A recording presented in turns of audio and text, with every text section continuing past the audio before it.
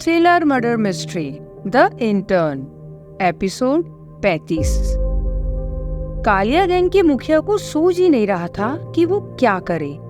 Inspector Rajveer पर उसे कतई भरोसा नहीं था, परंतु राजवीर उससे अकेले में मिलना चाहता था।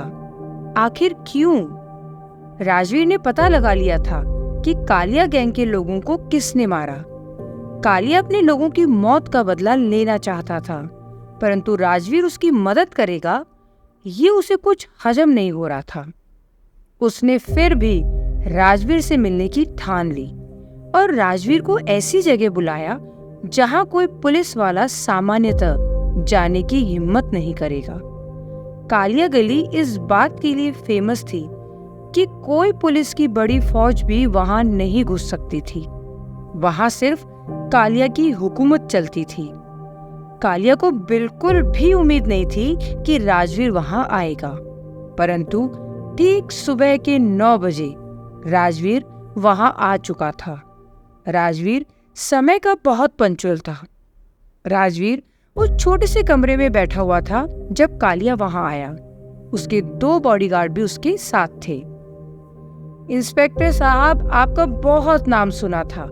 अब समझ में आ गया कि आप वाकई काबिल तारीफ हैं। कालिया राजवीर के सामने की कुर्सी पर बैठते हुए बोला, यहाँ आना किसी पुलिस वाले की बस की बात नहीं है।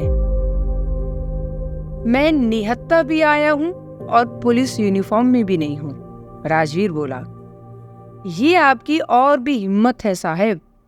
कालिया मुस्कुराया, यदि मैं तुम्हें बता दूं कि किसने तुम्हारे लोगों को मारा है। बताना नहीं है साहेब, मेरे हवाले करना है उस अमरीक को। ऐसी तड़पती हुई मौत मिलेगी ना उसे कि। कालिया बेहद खूंखार स्वर में बोला, अमरीक ने वो हत्याएं नहीं की है। क्या कह रहे हैं साहेब? कालिया के आश्चर्य की सीमा ही नहीं रही। तुम सिर्फ ये बताओ कि मेरी इस मदद के बदले क्या तुम मेरी मदद करोगे? कालिया कंफ्यूज हो चुका था। क्या और कैसी मदद? वो सब मैं तुम्हें बता दूंगा, पहले वादा करो। साहेब, यदि आप सही बोल रहे हैं तो यदि आपने मुझे असली कातिल दे दिया तो वादा है मैं आपकी मदद करेगा। वैसे तो एक पुलिस वाले के लिए बहुत शर्म की बात है कि वो एक मुजरिम से मदद ले, परंतु साहेब कैसी बातें करते हो? आप और मैं एक जैसे ही हैं, बस नजरिया अलग अलग है। आपके लिए जो 6 है वो मेरे लिए 9। हा, राजवीर थोड़ा हंसा। राजवीर ने अपनी जेब में हाथ डाला। कालिया गैंग के बॉडीगार्ड सतर्क हो चुके थे। राजवीर ने अपनी जेब से अपना एक स्मार्टफोन निकाला। ये फोन उसने अपने दोस्त से लिया था। ये उसका हैक्ड फोन नहीं था जिसे माधव ने हैक किया था। वैसे भी अब तक माधव को अपने ऑफिस में अपने लैपटॉप में वो यूएसबी लगी हुई मिल गई होगी और माधव सब समझ गया होगा। राजवीर ने ऐसा क्या पता लगा लिया था कि वो कालिया गैंग जैसे खतरनाक गैंगस्टर की मदद ले रहा था? क्यों? इधर माधव अपने ऑफिस में अपने लैपटॉप के सामने बैठा हुआ था। सुबह के तकरीबन 10:30 बज रहे थे। माधव अपने ऑफिस में अपने लैपटॉप को देखकर समझ गया था कि कल रात क्या हुआ होगा। उसका वो कांस्टेबल उसके सामने खड़ा था और उसका ड्राइवर रामलाल भी। रामलाल, ये कांस्टेबल कह रहा है कि तू कल रात मेरे ऑफिस में आया था। हाँ सर। रामलाल, तेरे को मैं अभी की अभी सस्पेंड कर रहा हूँ। माधव चीखा। रामलाल के चेहरे पे कोई भाव नहीं था। नहीं कर सकते माधव, रामलाल ने बहुत शांत रहते हुए जवाब दिया। माधव और वो कांस्टेबल जो कल रात ड्यूटी पर था, दोनों बुरी तरह से सख्ती में आ गए। रामलाल माधव साहब को माधव कह रहा था। क्या ये पागल हो गया है? क्यों नहीं कर सकता मूर्ख? अभी कुछ देर रुक, तुझे एक फोन आएगा, तेरे सभी सवालों के जवाब मिल जाएंगे। रामलाल ने घृणा और हे भाव से बोला। माधव के होश उड़ गए थे। उसे समझ आ गया कि राजवीर उसके साथ गेम खेल गया है और रामलाल को सब कुछ पता है। निकल जा मेरी नजर के सामने से। माधव चीखा। रामलाल और वो कांस्टेबल दोनों वहां से चले गए। उस कांस्टेबल को पता ही नहीं चला कि रामलाल आज क्या खाकर आया था। इतना दुस्साहसी व्यवहार क्यों कर रहा था? माधव ने अपना सर पकड़ लिया था। तभी उसके फोन पर प्राइवेट नंबर से कॉल आया। माधव को समझ आ गया था कि ये फोन राजवीर का ही है। हेलो, माधव बोला। एक एड्रेस मैसेज कर रहा हूँ, मर्द का बच्चा है तो अभी की अभी वहां आ जा। राजवीर चीखा। फिर राजवीर ने कुटिलतापूर्ण स्वर में कहा, वैसे तू मर्द का बच्चा है नहीं, फिर भी आ जा, तेरे पास और कोई चारा है भी नहीं। माधव हैरान रह गया था। राजवीर ने बाजी ही पलट दी थी। कहाँ आना है? माधव शांत स्वर में बोला। पढ़ना तो तुझे आता था, अब इस शौक के कारण तू भूल गया तो किसी और से पढ़वा लेना, मैंने मैसेज कर दिया। राजवीर ने फिर थोड़ा पॉज लिया और बोला, और हाँ, अकेले मत आना, अपने उन 2 शागिर्दों को भी लेकर आना। समझ गया ना माधव? माधव ने थोड़ा पॉज लिया। माधव बोला, ठीक है, उनको ले आऊंगा, परंतु मेरी एक शर्त है। माधव, तू शर्त रखने की पोजीशन में नहीं है अभी। ठीक है, तेरी मर्जी, मगर यदि वो वहां होगा तो ही मैं आऊंगा, वरना नहीं। माधव ने खुकार भाव से बोला। उसके चेहरे के भाव अब डर और निराशा के बदले खुकार हो चुके थे। राजवीर को समझ आ गया था कि माधव किसकी बात कर रहा था। और मैं मना कर दूं तो? राजवीर बोला। तो राजवीर, तेरी पत्नी का वही हर्ष होगा जो मेरी पत्नी का हुआ है। राजवीर की आंखों में खून खौल उठा।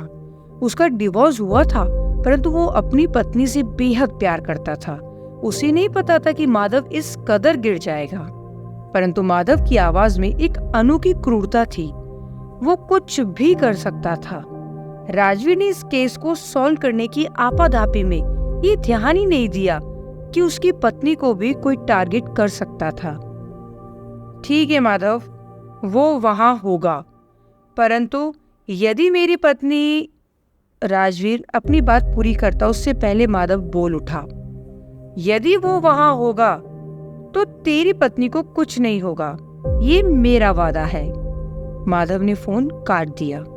माधव को समझ आ गया था उसका खेल खत्म हो चुका था।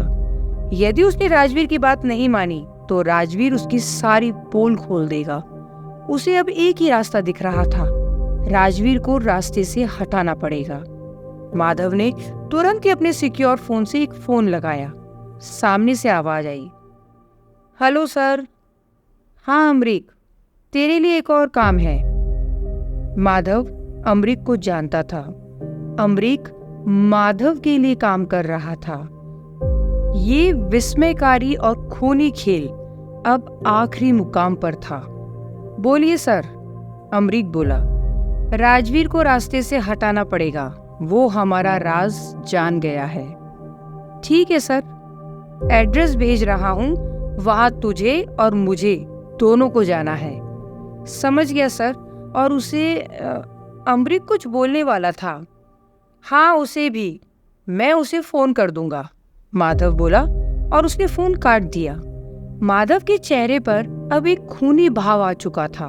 उसे पता था अब समय आ गया था इस खेल जो पिछले तकरीबन 1 साल से चल रहा था, उसको अपने आखिरी मुकाम तक पहुंचाने का। इस खेल में यदि राजवीर की बलि भी चढ़ानी पड़े तो भी माधव को गुरेज नहीं था। माधव ने अपना सिक्योर फोन लिया और एक और फोन मिलाया। इस बार सामने से आवाज आई, यस सर। प्रथमेश, माधव बोला। माधव ही प्रथमेश का वो रहस्यमयी मददगार था। माधव ने ही अमरीक को भेजा था, तो क्या माधव ही वास्को को बर्बाद करने में लगा हुआ था? और वास्को को पता भी नहीं चला, परंतु क्यों? और क्या राज था माधव की पत्नी का? जी सर, कहिए। एक एड्रेस दे रहा हूं, वहां पर पहुंच जाओ। सर, ये एड्रेस... राजवीर को मेरी सच्चाई पता चल गई है। क्या कह रहे हैं सर आप? हाँ प्रथमेश, और ये भी कि कालिया गैंग को हमने इन्वॉल्व किया था। प्रथमेश बोला। उसके होश फक्त हो गए थे। वो नहीं पता मुझे प्रथमेश, परंतु तू इस पते पर पहुंच जा। पर क्यों सर? प्रथमेश ने घबराते हुए बोला। क्योंकि मैं बोल रहा हूं, मुझे वहां तेरी मदद लगेगी। माधव ने फोन काट दिया। प्रथमेश को ये सब कुछ अच्छा नहीं लग रहा था। माधव आखिर उसे चाहता क्या था?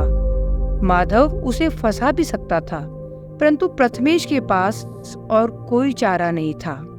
बहुत सालों पहले प्रथमेश मनी लॉन्ड्रिंग के चक्कर में फंस गया था और वो केस माधव ही हैंडल कर रहा था। माधव ने प्रथमेश को उस समय तो बचा लिया था, परंतु वो सारे सबूत अब भी माधव के पास ही थे। यदि प्रथमेश ने माधव की बात नहीं मानी तो माधव उसे बर्बाद कर सकता था। इसीलिए माधव ने जब प्रथमेश को बोला कि अमरीक को मारने के लिए कालिया गैंग को एंगेज करो, उसने चुपचाप कर दिया, जबकि प्रथमेश को तो अमरीक से कुछ मतलब ही नहीं था। ये तो अभिषेक ने ही ज्यादा होशियारी मारी थी अमरीक को पुलिस लॉकअप से छुड़ाने के लिए, और अपनी जान से वो हाथ धो बैठा। प्रथमेश घबरा गया था, परंतु वो माधव की बात को टाल नहीं सकता था। उसने वो एड्रेस देखा जो माधव ने उसे भेजा था और वहां जाने की तैयारी कर ली थी। माधव इस खेल का सबसे बड़ा खिलाड़ी निकला था, परंतु राजवीर बाजी पलट चुका था। माधव ने ही अमरीक को वास्को के पास भेजा था और उसी ने प्रथमेश को कहकर कालिया गैंग को अमरीक को मार डालने के लिए बोला। आखिर क्यों? माधव चाहता था कि सभी का ध्यान बस अमरीक पर ही बना रहे, लेकिन ऐसा क्यों? इसके पीछे माधव का क्या मकसद था? इधर अमरीक और ऋतु उसी जगह पहुंच गए थे जहां राजवीर ने माधव को बुलाया था। नरेश भी वहीं पहुंच गया था। ये कहानी अपने खूनी अंजाम पर पहुंचने वाली थी।